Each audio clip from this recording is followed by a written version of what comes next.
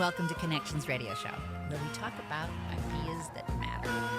I'm glad you've made the connection and are with us today. I'm Lori Fitz, your host, and the goal of our show is to explore a wide range of topics that challenge us to see ourselves, our community, and the world around us in ways that get us thinking, get us talking, maybe laughing a little bit here and there, and perhaps inspired or challenged to do just a bit more because we made the connection.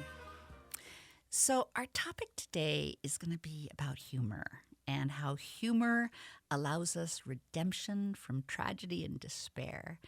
We bring out stories, and those stories allow us to get a deposit back from life on some of the bad things that have happened to us. And we have a wonderful person that's joining us. But I want to first introduce Rick Bernardo, who is my co-host, who has produced this show today. He's got all of, and why are you pointing at your ears? It's my head. It's a point at the top of my head. Okay, well that's Rick, and Rick that's what I do. Rick is pointing to himself, but he's also been very good about reaching out to some terrific people that he's been inviting to our show. And Rick, I'm going to let you tell us a little bit about who you've invited today. Well, this morning we have invited Gina Barreca, whom I came across with a book she wrote called They Used to Call Me Snow White, But I Drifted. And I had to find out who that was. And she's a University of Connecticut professor for many years. And all I knew for her for many years was that she was passionate about women in the workplace and humor and an English professor. And I thought, what could be better than that? And in the meantime, she's written all kinds of other books, including Babes in Boyland, about Ivy League history and academia. And she's got a new book called Fast Fallen Women, part of a series on fast women, or it's all fast women. They're all fast in different ways. And so her website is Gina Barreca. It's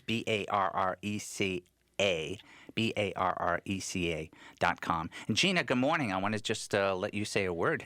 Good morning.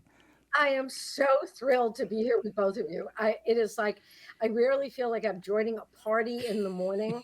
Like I don't do brunches anymore, but this is great. This is great. I'm thrilled and honored and looking forward to our discussion about all of this. Absolutely. I am too. It's interesting. Just last week, I was talking to some women friends of mine who I am now have the privilege to be, on their team, and we work with a foundation. And they're wonderful. I said, it's so different than when I first started being a woman in an executive position. It was hard. It was hard in the 80s. I felt like I was the only one that was there. And there was something that you wrote about, if I lean in, are they just going to look down my shirt? A blouse, yeah. That's another book. That's another one of her books. I just love. But, I know that you write about women in executive roles and how tough that is. And I'd love to have you share a little bit about that because it really resonates with me. Thank you. If you lean in, men just look down your blouse is, as Rick said, the title to one of the books from St. Martin's Press, along with It's Not That I'm Bitter, or How I Learned to Stop Worrying About Visible Panty Lines and Conquer the World. So those came out from St. Martin's a couple of years ago. They're both still available too. All the books are available everywhere books are sold. So including, sadly, I'm delighted. Fast Fallen Women got to number 3 on the Amazon new releases this week. It's published by an independent press called Woodhall that was founded in part by one of my former students. So I'm really proud of Woodhall Press. So this was a really great thing. And but all that I've done, Lori, to go back to your original point, has been about they're put together about the anomalies of women in positions where we get to be heard, where we get to make decisions, where we have some control in the universe, because certainly I was born in 1957. So me and 57 Chevys, we were built for comfort, not for speed. I'm a 59 Corvette. Oh, that's really nice. Okay, so you have the top down and you were ready to go. Oh yeah. And it took me some time to get into the fast lane, but Yeah. now that I'm there, I really like it. And I think that women still struggle. Yeah. The young women that I work with still struggle with ideas of accepting power. Right. And the power itself is considered almost like a dirty word. But I go back to the definition of power that the most succinct definition of power that comes through from a critical, a wonderful novelist who then became a sort of cultural critic named Elizabeth Janeway. This was like 40 years ago she was writing. But the definition of power that Janeway has, I make my students write it down, is power is the ability not to have to please. Oh, I like that. Power is the ability not to have to please. And for thousands of years, women have believed and have been encouraged to believe and have brought in the belief, have been thought that there was an option, that the reason that the only way to get power in the world was to please somebody else in a position of power. And I would say that it had, it's the first wave of feminism when women were chaining themselves to to the gates in London and in New York to get the vote. The suffragettes, bless their hearts. Right, exactly. The Seneca Falls, when women were starting to come together and articulate their ambitions, their desire to be seen as whole human beings, their desire to vote.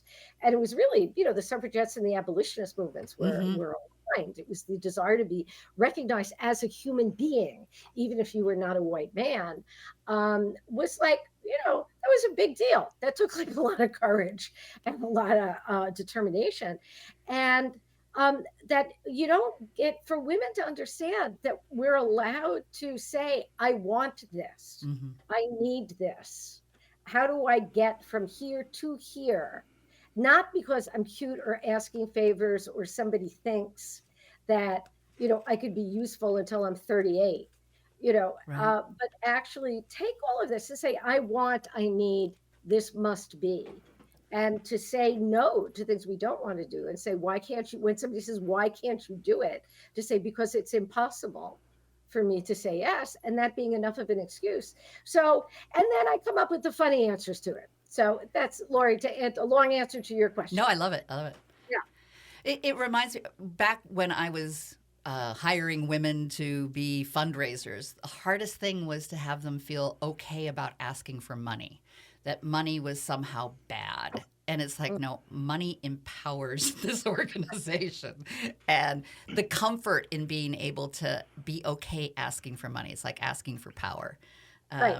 And actually, I'm often brought in to fundraising groups as a speaker because I can get women to open their checkbooks, to open their purses, and to say, because it is about, this is how we support each other. I mean, it's, yes, you can bake cookies. Yes, we can sell. We've often been told that the way we do this is by selling raffle tickets. As long as you can sell something that's not an idea, I will knit something that can be sold at or whatever, as opposed to saying, look, the $250 will, go towards feeding somebody at a homeless shelter for a week. So how many $250 here? How many meals for a week do we get? How much is like, so write the check, make a choice to write the check, put your money where your mouth is. And that's it's a hard thing for women to talk about money, but it's essential because currency is the literal currency that we have to deal with. And it's not something that's unfeminine. And Gina, as a man of my gender, this is a different experience, of course, but and it's not more important. But I remember maybe 6 or 7 years old, I asked my mom, "What is feminism about?" And this is back in when cars were steam powered. That's my age, and she said, "Well, your grandmother, Golly, works in New York City. She's not paid what other people are paid in her business. I'm not paid what other..." And my mother was the Sealy weather girl from Hartford at the time. And she had all kinds of stories of not only the money not being equal, but just what do you call it? Harassment, all kinds of things. So I as a 6-year-old, started to get with that a little bit. But good for you for asking. Good for you for knowing the word feminism. Feminism is still like the last F word. Oh, geez. I have students who are absolutely, they want to head the AMA. They want to be physicists. They want to, be work in corporate life. And I say, well, feminism is about, and they go, oh, I'm not a feminist. And I'm going, Breaks okay, your let me heart. explain. Let me explain to you that if you're Yeah. I assume men and women, everybody, everybody on however you identify in terms of gender, I assume you're a feminist because I give people the benefit of the doubt, so that's like my first assumption. And my definition of, when they ask, my definition of feminism is, if you don't believe that a woman is merely a way for a man to make another man, then you're a feminist. It's not like a special club. There's no dues. You don't have to wear certain outfits. It's really, that's it. That's the difference. I always remember, thank you, Gina, feminism and the word fair both begin with the same letter. That's what it was about. Yeah. So That's great. I haven't heard that line, and I thought I heard all of them. I just made it up right now, yeah. That's But fairness was what it was about for me as a 6-year-old. I was just learning. So, done well. So again, Gina's new book can be found on Amazon, but local bookstores. It's Fast Fallen Women, Woodhall Press, and I don't. How much time do we have? I'm checking it. We've got another minute or so. Well, and I'd like to preview for the next segment. Yeah. Give us just a little overview, and we're going to go in a little deeper dive about your book and why you wrote your most current book. And if you want to just add one more thing about the beautiful cover of it as well. Absolutely. And I want to go back to how Rick and I first met. And we will do that next segment, I promise. Okay. So first, tell us a little bit about your book. Fast Fallen Women is the new collection. It's 75 essays of flash nonfiction that I had the privilege to edit. It's the third book in a series that I've been doing of fast women that we didn't know was going to be a series. The first one I did was called Fast Funny Women. And again, they're flash in that they're under 750 words. Because a lot of us, I love a big, long novel. It's like sitting down and eating a lasagna. But sometimes you are eating something on the go. You want a snack. You want a good snack. Yes. You want something that is just enormously satisfying. So I've been lucky enough I've been writing books since they used to call me Stoic, but I drifted. And that came out in 1991. And just to give evidence of where did my sense of humor come from, it was because in my family and in my neighborhood in Brooklyn, New York, that if you weren't funny, they would kill you. Oh no! Really, and I'm not kidding. My next door neighbor in Brooklyn, New York, on Ocean Avenue was Judy Scheinlin. It was Judge Judy. Oh my goodness! Really? The girl next door. She's a couple of years older than I am. She looks younger than I do, but she's a couple of years older than I am. And she was the first girl, we call them girls, the first girl to go to college on the block. Wow. And it was a big deal. Her father was a dentist. So, it wasn't that big a leap. I was the first girl in my family to graduate from high school in a timely fashion. But on the block, it was, a sense of humor really mattered as their survival technique. So the first one is Fast Funny Women. And I know a lot of writers. I've been around doing things for a long time. So I tapped on their shoulders and said, look, I want to get essays from women who have never published before. I have a lot of young writers. I have a lot of writers of color. I have a lot of writers, marginalized people. And there's the cover for the book, so you can see it. Mimi Pond, who is a New York Times bestselling graphic artist out of Haight-Ashbury. Well, she wrote about, her bestseller was called Over Easy. It was about all right. And Gina, yeah. And thank you. We're going to have to take a break, but I want to. We can use we'll this come as right back. a segue in learning more about your cover artist and the essay that she wrote, and we'll lead off in that our next segment. Okay? Gina Barreca. All right. Stay with us. We'll be right back.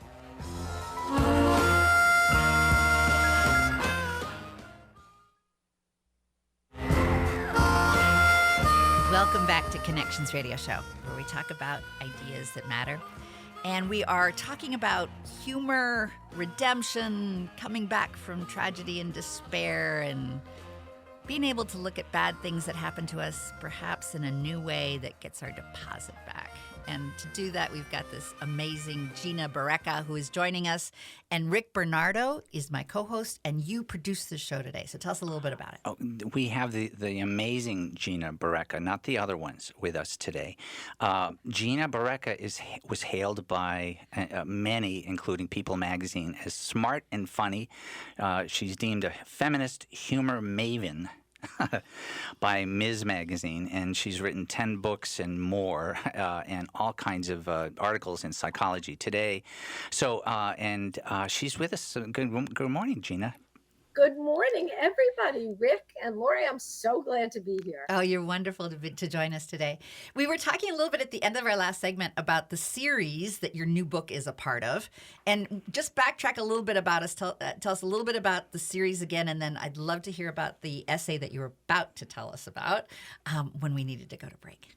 Okay. The series is the Fast Women series for Woodhull Press. And the first book was called Fast Funny Women. And so they're essays that are under 750 words. So you can read them as you're waiting for public transportation, as you are sitting in a parking lot, as you are sitting on the John, as you are having a second cup of coffee, as you're riding in an airport, all those good things. Perfect. Riding in an airplane, and you're in the airport, and all of those good places. All of those moments, and they're all different. So the first book had Pulitzer Prize winner Jane Smiley, Marge Piercy, who we all grew up reading, fabulous poet, Faye Weldon, who wrote the last piece that was ever published before she passed away earlier this year. Faye was like my fairy godmother. She wrote Life and Loves of a She-Devil. She was a brilliant novelist. She was great. Mimi Pond did the cover, as a New York Times bestselling graphic novelist. Liza Donnelly, who's a New Yorker staff cartoonist. Nicole Hollander, who did the Sylvia cartoons. Eileen Beckerman, who did Life Loss and What I Wore, which the Efron sisters brought to Broadway. I mean, and next to them are all of these new and emerging writers. And those go from 18 years old to 80 years old. There are lots of writers who've never seen, they've been writing their whole lives, but have never seen their work in a book with an ISBN number, in a book with a real cover.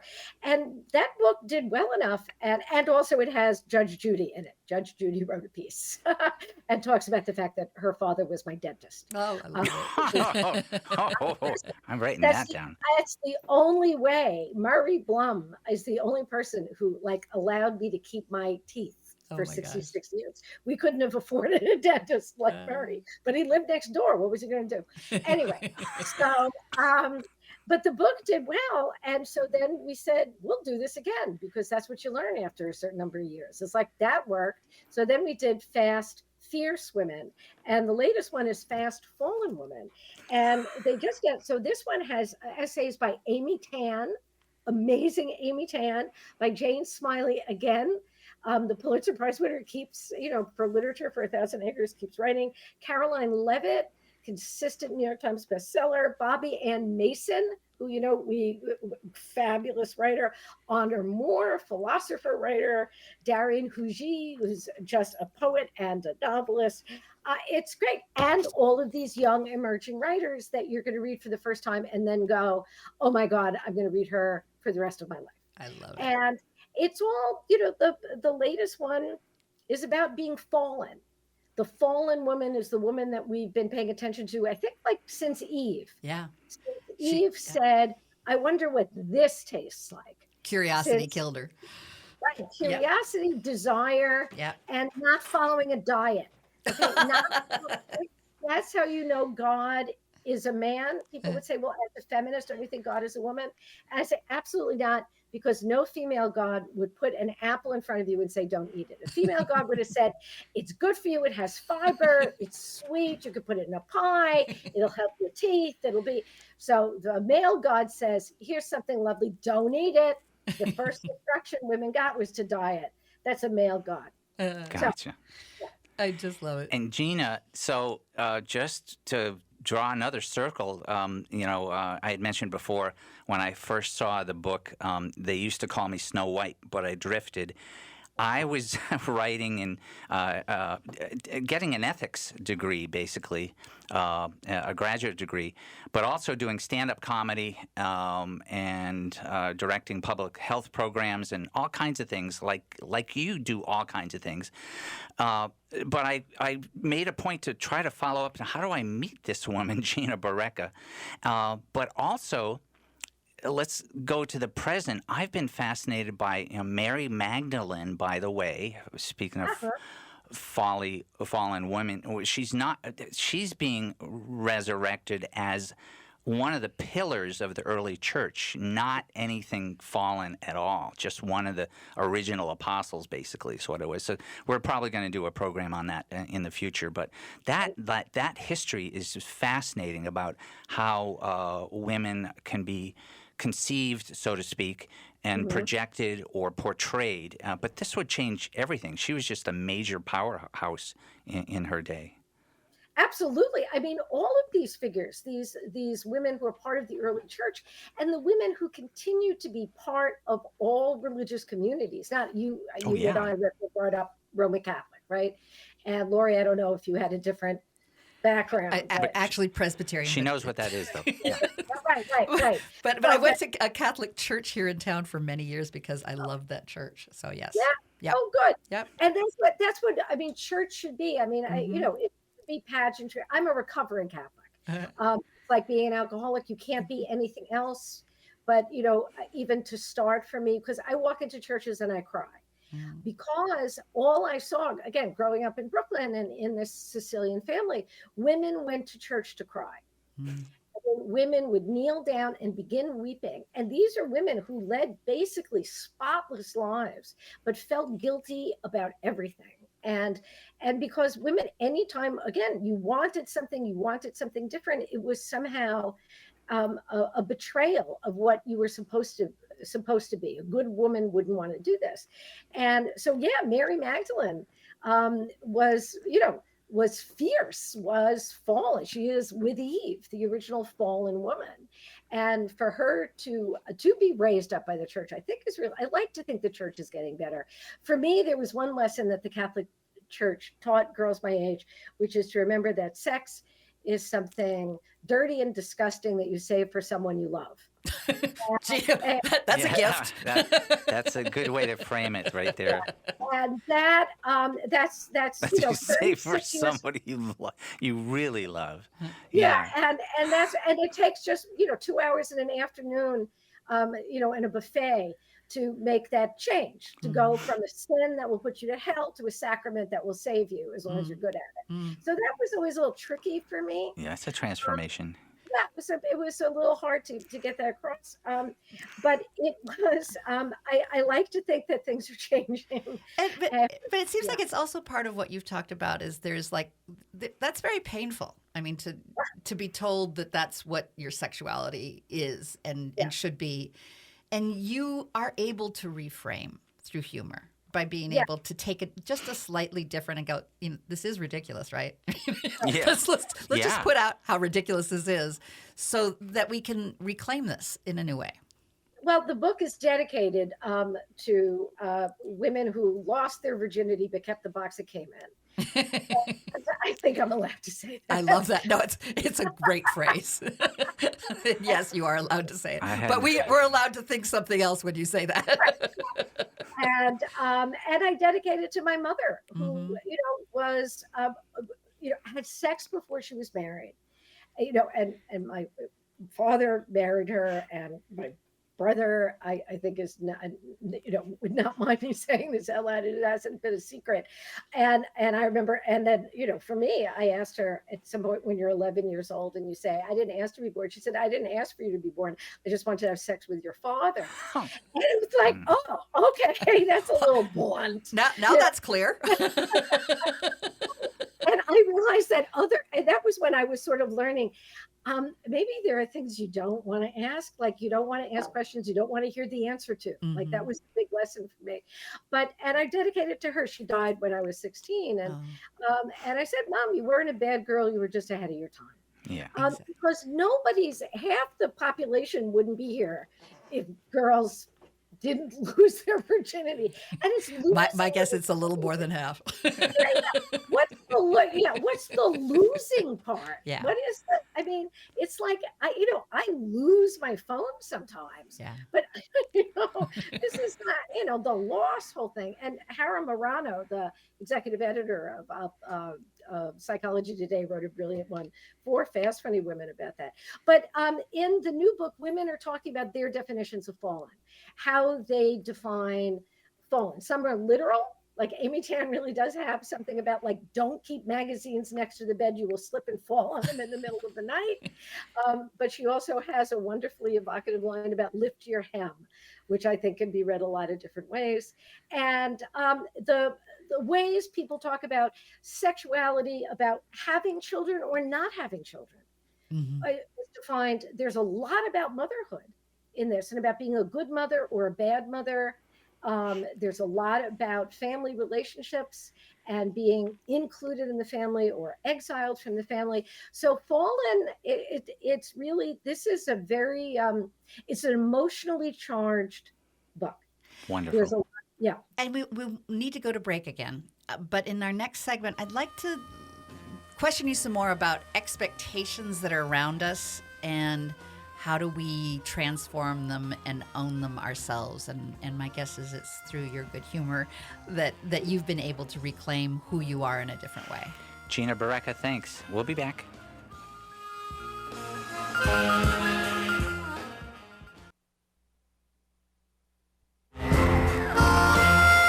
Welcome back to Connections Radio Show, where we talk about ideas that matter. Our topic is exploring humor, and Rick Bernardo, as a humorist and ethicist and public health, all kinds of cool things, is my co-host. He's been my co-host for over a year now. And, That's me. And he brings great people and produces shows for us. And you have wanted to explore humor and bringing great humorists. So tell us a little bit about Gina Barreca, who you've invited today. These are art forms that are, I would say, just part of being human. Musicality, our sense of humor, those are so important. And Gina had mentioned that this is Gina Barreca, Barreca is her last name. I came by her writing through the book. They used to call me Snow White, but I drifted some years ago, right when I was doing stand-up comedy and studying theology. And basically, the creative force that we have as humans can evolve to different kinds of power. And Gina was talking about power in the workplace before. Controlling power is one kind that is kind of like, I need this, I want this, what I want isn't so important. Those conversations about what you have to do and not do is more about control. A genuine, real human relationships have another kind of power where we can inspire people, where we can move and touch them. And we don't move them literally, we move their hearts, and we move their guts. This is what drew me to Gina Barreca, is that kind of conversation. There's a wonderful quote I go back to by Quincy Jones that is just he said on Richard Pryor's autobiography, he wrote, "I've always thought that a big laugh is just a loud noise from the soul saying, 'Ain't that the truth?'" And so it's about truth-telling, but how do we approach it in a way that isn't just going to be a baseball bat? And I love the idea as truth can be so many different things. I mean, is truth expectations in the stories that we're told that's in our head and the role that we have to play? Or is truth something that we evolve and get a clear sense of ourselves through perhaps humor that allows us to look at it differently? Yeah. And so when I met Gina, I had just written a little essay for my graduate school magazine called A Serious Meditation on Laughter. Yeah. And that got picked up in some books and things like that. But I'm still going back to, why do I love that? Probably because of my parents and my family, but also there's a deeper reason. So hi, Gina, again. Hi, Rick. That is a wonderful way to frame it. And I think that what humor does and why it is so, you can you can think about theology and laughter, and you can talk about, no, but it really is because it does go from the soul. That Quincy Jones quote Oh, is yeah. beautiful. I never heard that before. And I thought I knew my laughter quotes. That's fabulous. That I'm going to write that one down. I got it on a little poster. I'll send it to you. Yeah. I'd love to put that up. And one of the ways, and Laura, I'd love to have you in these conversations too. I take Facebook seriously. I'm old enough again to take Facebook seriously. And one of the things that Rick knows is that I put up real questions about life, and asking people, what do you say about this? And I'll say one sentence so that people can put in one sentence answers to what's your most ridiculous regret? What's the stupidest thing that you regret? And there'll be 350 people that will tell their stories, and people will react, and people are funny. If you give them half a chance, most of these people I don't really know. And they will come on, and Rick is always posting something wonderful, always has a great line, then prompts other people's lines. Because if you give it thought, we do. I mean, it's the name of your show. We do want to connect. Mm-hmm. One of the lines that I've had that has been printed on cards and whatever is that laughter is the closest that you can get to somebody without giving them a hug. Mm-hmm. And sometimes it's closer than a hug. Mm-hmm. When you're laughing at the same time, Oh, yeah. You're connected. I mean, that's it. You're looking at somebody's eyes and you're laughing together. That is a moment of genuine intimacy. And that can take place between strangers. And it doesn't make it less intimate. It doesn't make it less deep a sense of communication. And that's why laughing together, getting it, when you get somebody, you can help somebody laugh at something. And Lori, to go back to your idea of reframing a moment, it makes it okay. It gives us a sense of community. So in Fast Fallen Women, one of the lines that we came up with for the book is that it gives whispered conversations a full voice. A lot of what's talked about in the book are conversations that people would say just to people, like, don't tell anybody I did this. And now they're going, you know what I did when I was 18? And then you got 60 other people going, that? You know what I did when I was 18? And it's not like it's a competition for stupid things that we did, but it's just like, yeah, that wasn't so bad. Everybody did that. And you feel better about yourself, and you feel integrated into a community that you didn't know existed because nobody told their stories out loud. I love that the story being what connects us, because I think that's how we learn, that's how we understand, that's how we make sense of the world. I mean, we can put all the logic things that we want on a piece of paper to define it later, but it's really about the story. It's really about what has that story done for us, and I love the idea that there's a sort of a celebration of all of us being sort of a glorious mess. And it's not just a mess, it's a glorious mess that allows us to own it and celebrate it, because we don't have to be perfect. And that's the story that I think is very hard for our heads to wrap around, especially as women, is the sense of, all the rules that we're supposed to play and do and become. And when we say no to them, what does that look like? Right. And what can we claim for ourselves when we do say no to those rules? And I love how you can illustrate it through humor about those rules were pretty silly anyway. Right, exactly. It's like, whose interest is this in?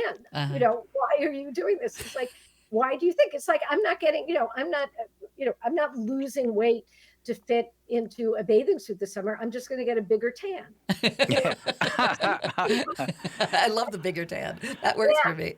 So somebody explained to me the idea of a bikini bridge, which is one of the things my students were talking about. I said, my bikini bridge is like the Verrazano. It has 4 lanes and you have to pay a toll.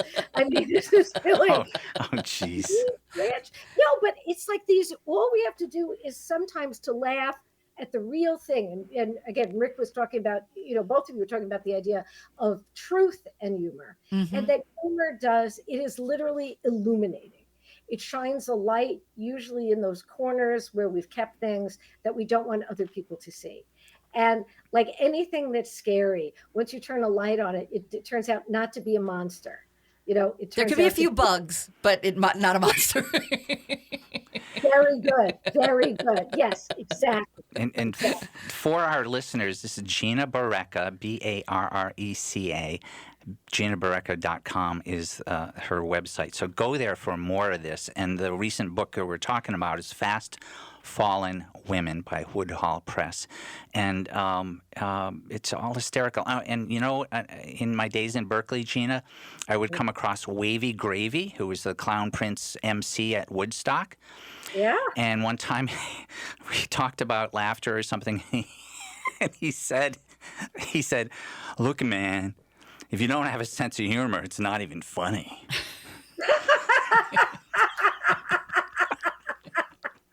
Okay, that has to be on a bumper sticker. That's really fabulous. He was pretty funny. He's still doing wonderful things, as is Gina Barreca. Oh. Yeah. Well, No. Gina, we do have a couple more minutes here, and our next segment, I hope that we can touch a little bit about feminism in academia, because that's something that that you have explored, what that means. Tell us a little bit about it and kind of give us a preview so that we can talk in our next segment about that. Okay, the idea of feminism still is a dangerous word in our culture, and it was dangerous for more interesting reasons 30 years ago when I first came across it. And now it's become something that people are worried about using, and not in a fun way. Mm-hmm. And so I'm in academia, I know I needed a day job, and I had no idea I was ever going to become a teacher. And I love teaching. I really do. I love dealing with people of different ages all the time. And they keep me on my toes, but they also teach me about what's going on in the culture now that I need to have access to, that I otherwise wouldn't if I weren't introduced to these ideas by them, and that they worry about. I have men and women coming up to me saying, "I'm not a feminist, I'm a humanist," and I'm going, that's different. Okay, it's nice that you're a humanist, but we do need good feminists out there. Right. Yeah, and you know, I also want to tap into, and I know the next segment is a little shorter, but I'd love to have your reaction to what's happening in education today. I mean, there's so much that's being taken away from what we want to be able to have the next generation learn and grow and know about, and it's scary, some of the things that are happening in terms of our education. I would love to hear your perspective on that. But with that, we got to go to break, and we'll be right back just after a few commercials.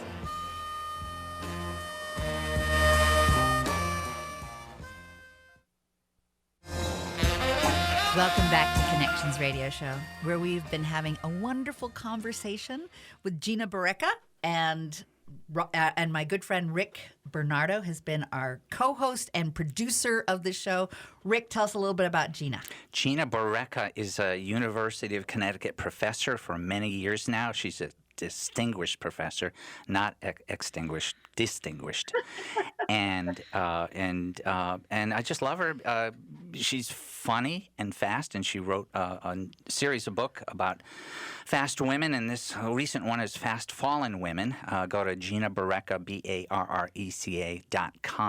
And also go to her Facebook, right? Her Facebook is the same name, just at the Facebook. Gina is, spelled the usual way, Gina Barreca. I'm gonna start posting. I'm gonna react to your sentence. Yeah. Yes, I want to. I'm looking forward to it.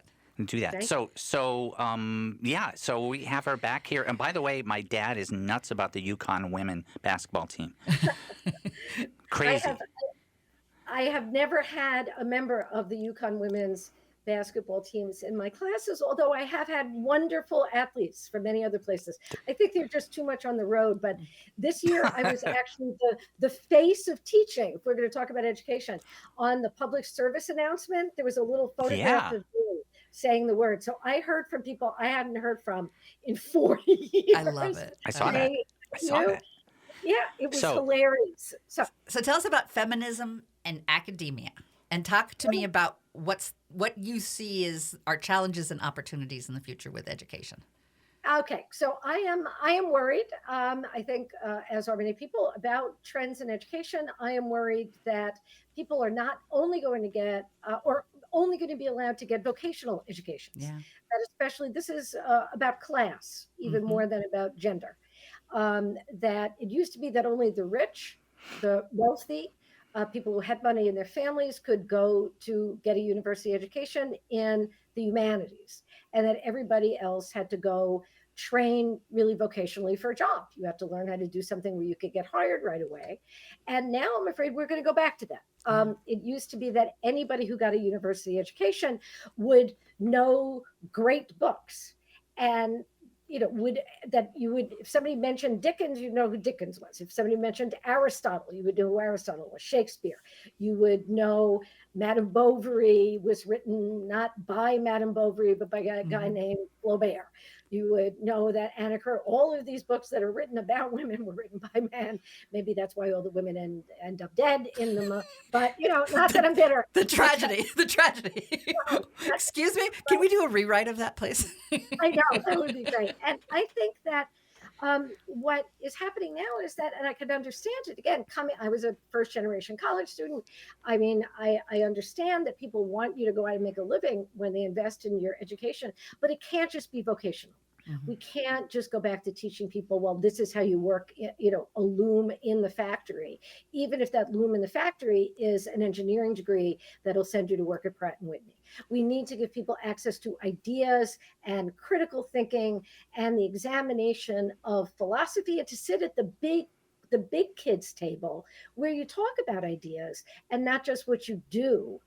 Not just the application of those ideas or how much money you make or what cruise you went on, even if that might be interesting. You want to talk about ideas, and ideas are what lead to connection between people. Not just that's how you move people. Right. I think it's so important to recognize that in our smartphone, we have all of the college libraries of, how many thousands of years, but we need to perhaps tweak and change how we do education. It's not just getting access to the books and access to this, because we have access with our information age, but you're absolutely spot on, I think, about how do we take it to the next level, because I don't think enough people are talking about ideas. Well, it's different. Knowledge is different from information. Yes. We can get all the information in the world, but to have knowledge and then from knowledge to move on to wisdom, those are things you have to internalize. You have to make room for them.